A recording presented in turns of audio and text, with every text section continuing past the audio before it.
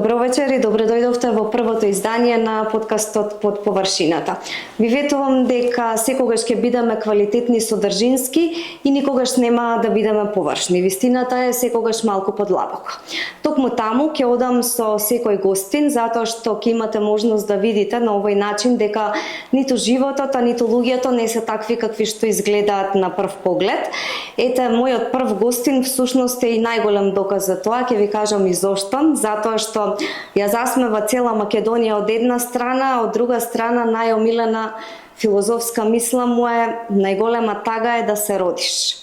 Веќе го гледате Божидар Божиновски, кој што по вокација е политиколог, по душа е писател, сценарист е кога сака, ама секогаш е различен од другите. Божидар, најпрво добре дојде во Струга и ти благодарам што ни дојде до Струга. Ова ми е многу важен проект и некако тебе ти падна одговорноста да ми донесе среќа. Па се надевам дека ќе донесам среќа. Прво да ти честитам за проектот и се надевам дека ќе има многу успех и многу интересни емисии. И мило ми е што сум прв што го пробивам ледот овде. Така и мене ми е драго што те одбрав за прв гост и најде малку да поразговараме за твоето исчезнување, затоа што на социјалните мрежи луѓето се навикнати да си постојано тука. Сега те нема и искрено колку што те познавам, мислам дека овој пат како да не сакаш да се вратиш. И сега многу е лесно да зборуваат за тебе, да те сакаат, да не те сакаат, тогаш кога си присутен постојано, но каде исчезнуваш и кој те бара кога те нема? Па очигледно никој не ме бара чим не сум вратен. Видим, социјалните мрежи малце досадио и себе и Богу. Се фатив во некоја рутина што цело време ја правам и дур се свестив поминаа години. Мислам, можда некому му е интересно, али се помалце и помалце интересно, се повеќе и повеќе има големи теми кои се отварат во општество и баш ми е мило, само овој пат нега се отварат без мене, затоа што 10 години посветив на тоа и не направив ништо. А се надевам дека има млади деца, мислам сигурен сум дека има млади деца кои поќе знаат и да се организираат и се поучени и се поелоквентни за да го направат тоа што сакав јас да го направам, па нека им е со среќа нив. Сакаш да кажеш дека многу нешта што се случуваат во земјава на многу теми ќе останат уште долго без твој коментар? Да, апсолутно. Добро. Мислам, моите коментари ги имате во минатото, ништо не е сменето од моите мислења, така да може слободно секој тој коментар од 2015-16, мислам да 2020 и денес да она Evergreen да не речем, да. Не сме во студио, овде сме во читална и некако ми беше на најдраго место во овој центар за култура каде што се наоѓаме во читална. да, значи вака изгледала. Да, вака изгледа читалната. И сега ќе го скокнам тоа клише како се чувствувате во студиото, ама ќе те прашам нешто што е навистина многу битно. Кажи ми како си навистина и дали си среќен? Тоа е веќе филозофско питање. Да. Среќен. Тешко е да не поинако ја разбирам среќата. Можда правото прашање дали си задоволен со животот. Добро. Мислиш дека среќа не постои? Не. Мислам, ако е прашањето дали сум среќен, одговорот не. Дали сум задоволен со животот, одговорот исто не. Само се други работи. Среќата е кој еден вид на екстаза што не трае долго време. Задоволството од животот е континуирано, задоволство со работа, задоволство со не знам, со излегување со пријатели, со местото кај што живееш. Мислам дека во Македонија едното и другото се прилично тешки да ги оствариш. Ако сакаш да ги оствариш, треба да се одделиш од тие секојдневни проблеми, човек да е или духовно над свето, или едноставно да ги игнорираш, што е прилично тешко. Така да мислам дека среќата и задоволството од животот овде се теми кои се тешко е човек да одговори да. И не само јас, мислам дека и сите исто се осеќаат најголем број. Може да има некои среќни, ама јас во нив не сум. Ако правите попис. Нема да правиме попис. Вака сега во твојот опис на Инстаграм пишува: не можам да ти објаснам, нема да разбереш, ова не сум јас. Кој си ти навистина? Ке те разберам, ама ке те разберам. Не мислам, друго е Pink Floyd кој ќе го испеат овој кој ќе те погоди песната па ќе го клееш во опис и а друго е сега вака како прашање кој сум јас. Не знам тоа, мислам човекот е тешко да се одговори кој сум јас, затоа што човекот е никогаш не дефинирана форма. Тек кој ќе заврши животот е Може некоја дефиниција и некоја си жена, затоа што човекот цело време се менува, знаеш, како глина се формира се. А се надевам нема за брзо да ми правите ретроспективи. Не, нема да ти правиме ретроспективи, ама супер ми парираш на ова делов што го кажуваш дека е филозофски, супер ми одговараш. Као на филозофски факултет сме. Ајде да се вратиме токму на читалнава. Имам прочитано 3 од твоите 4 книги и сега со оглед на тоа дека сум јас автор, би си дала право кога нема камери да кажам дали си подобар кога пишуваш поезија или кога пишуваш проза, ама ајде да направиш да го направиш ти изборот и тоа категоричен, поезија или проза, и зошто? Прво се веќе 6 со таа детската. Детската не ја рачунам. Зошто? Детска литература ко Оливера Николова. Дефинитивно поезија, затоа што поезијата е како рафал од чувства. Значи, ја читаш наеднаш и одма те годи. За прозата треба поќе време, може да во прозата можеш појасно да се изразиш и да кажеш повеќе, но сепак за да прочиташ 150-200 страни ти треба време и не можеш да ја задржиш тој интензитет на чувства и на зборови да и 150 страни да ги прочиташ наеднаш и знаеш, и книги и прозата остава некоја чувство кој ќе дочиташ книгата отвора прашање, ама мислам дека поезијата е помоќна затоа што е поблиску до музиката. Да. Како песна, например, тоа е најмоќна форма, барем според мене. Знаеш, имаш песни Бела, Чао, Бандера, Роса. Само почнуваат и сакаш неки што ги слушаш те носат. Знаеш, за поезијата треба да ја прочиташ, што треба малку труд, за прозата треба со намера да седнеш и кој знае дали ќе ти остави впечаток. Многу убаво ми објасни и драго ми е што се сложуваме затоа што ти си одличен поет. Тоа не значи дека си лош во проза, ама поезијата е нешто што ќе видиме веќе постои аутопсија на љубовта. Дали јас се лажам или е промовирана на овој ден во 2016-та? Ти се лажиш. Јас се лажам? Зошто? 2019 беше промоцијата. 2019-та, ама датумот? Не знам датумот кој беше. Во Битола беше. Во Битола беше на 20 јуни, точно на овој ден кога го снимаме подкастов, така што барем датумот е тој и драго ми е затоа што вечерва. Во Битола е можно, да. А во Скопје беше негде пролет некој време. Да, во Битола промоцијата беше на денешен датум. Можно. Добро, годината ја сгрешив. Да, векот е погоден. Векот е погоден. Да. Кажи ми, на што си горд кога станува збор за животот? Сега ќе ти кажам и зошто те прашувам. Многу често кажуваш дека се чувствуваш како да имаш 90 години. Ајде сега кажи ми на што си горд? За животно дело, зашто? Што имам 38, се осеќам како 90, али гордост, ако што знаме од смртите, така? Добро. А сега јас не би да не одиме се овде. Не, вака не одиме до смртен грев, туку за ме разбрав. Немам, те разбрав. Немам некое дело што сум посебно горд. Знаеш, може да и сите тие години напуштање на апели за помош на деца и на се, може да нешто се собрало и помогнало тоа моето постоење.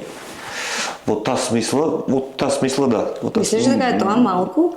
Не е воопшто малку, ама не е ни воопшто колку што можев максимум и веројатно тука е тоа за да не сум горд. Веројатно можев и многу поиќе работи. Така можеш да ги вратиш социјалните мрежи, истото ќе можеш да го правиш. Кажи ми, дали има нешто за што се каеш во животот и дали некому не би се извинил јавно со оглед на тоа дека никој од нас не е безгрешен?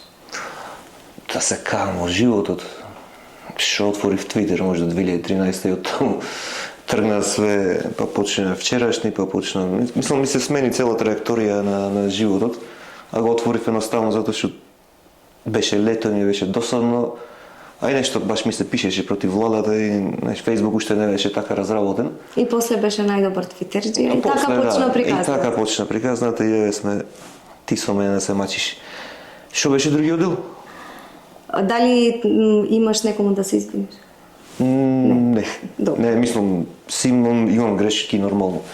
Само на сите грешки си имам извинето и ги памтам точно, барем во таа смисла јавна некоја, на 4 наврати и сите директно им се извини по пораки, им се обратив лично. Тие ми извинија, јас не се извинив. Тука е... Не се прости. Не. Уште се до денешен ден секој ден ги вртам тие работи. Сега ме враќаш на филозофски дела, сакам да одиме на леснотија на постоењето.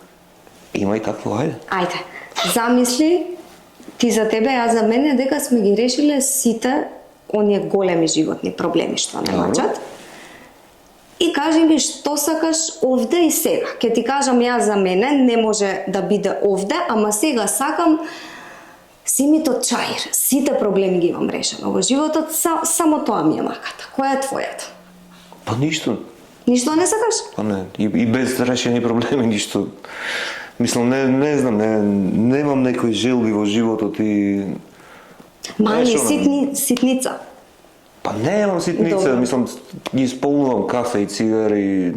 Исти желби имаме. Да, мислам, знаеш, едноставни работи, можда затоа што толку ни е чергата. Можда е друго кој ќе ги реши сите, па знаеш, имаш јахта, па некој има поголема, па се можда, не знам, можда некој има куќа од 500 квадрати, па до тебе комшија да ќе направат 700, па тие 500 тебе ќе ти изгледаат како... И тоа е проблем. Знаеш, не ги знам тие проблеми на све решено, затоа што не можеш прво да ти е секој пат све решено, а второ, знаеш, Требаше да замислиме ти вежбаш јога. не можам да замислам до толку.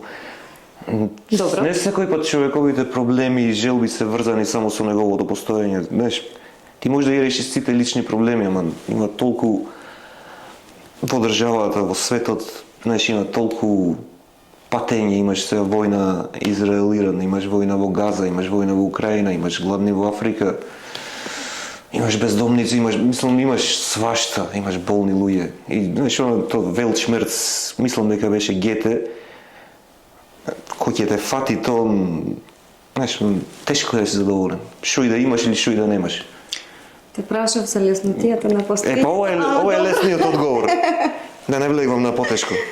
Не, затоа што, знаеш како сега може да ме сватат погрешно, јас не се смеам за сите патења кои што ги кажат, туку затоа што ме врати на тешка филозофија која што очигледно ја сакаш. Па така ми е полесно. Така ти е полесно? Па немам конкретен одговор, што сакам да помени во емисијата. Да помине во емисијата? Добро, кажи ми една тајна што не си ја кажал никој.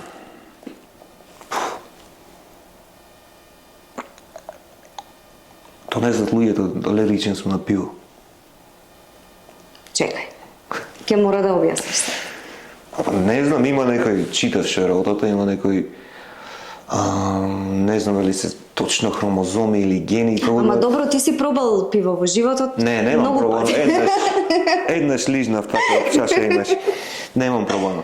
И јас сум упорен дечко. Да, гледам, и заради тоа прашувам како и покрај алергијата. Види, некој пат тој има некој ген, обично го имат азиците тука негде околу Јужна Кореја, кои ќе не можат едноставно некои состојки, значи подцрвенуваш овде, ама не е тоа црвенило како кој ќе пија, значи ги гледаш црвено вино, па кој ќе им се крени притисокот цели црвено, туку се баш карактеристични овде вака. И тоа е тоа што малце луѓе го знаат. Добро, само си пробал и немаш такви последици. Така. Кажи ми на што ти асоцира струга? Струга ме асоцира се, нема да ме веруваш, на Евдокија. Ќе прашаш која е Евдокија? Не знам се дали е жива или не, нека ми извинат ако имат Добро, не знаеме. Деца.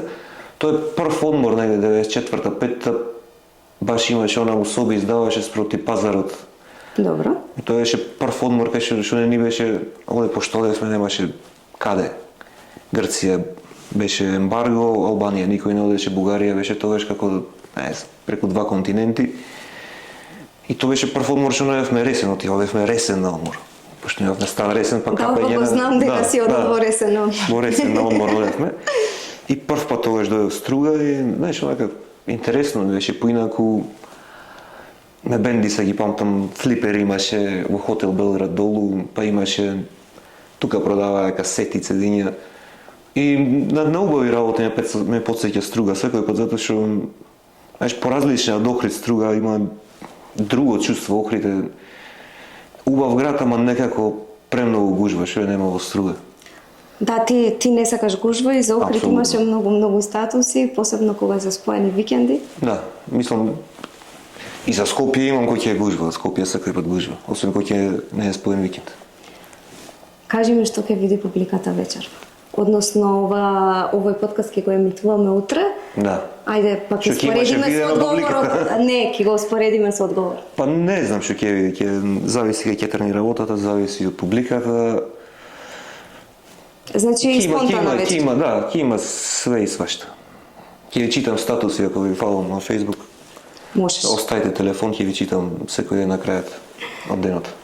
Тоа се 10 прашања кои што верувам дека никој никогаш не ти ги поставил, затоа што тоа беше и целта, ама пред да завршиме, имаме една желба. Ајде. Кажи ми дека во Битола шушка молика, сериозно, Во Битола шушка молика, сериозно. со малку чувство. Во Битола шушка молика со Во Во Битола шушка молика. Запирка сериозно. Во Битола се уште шушка молика се гледаме во следното издание.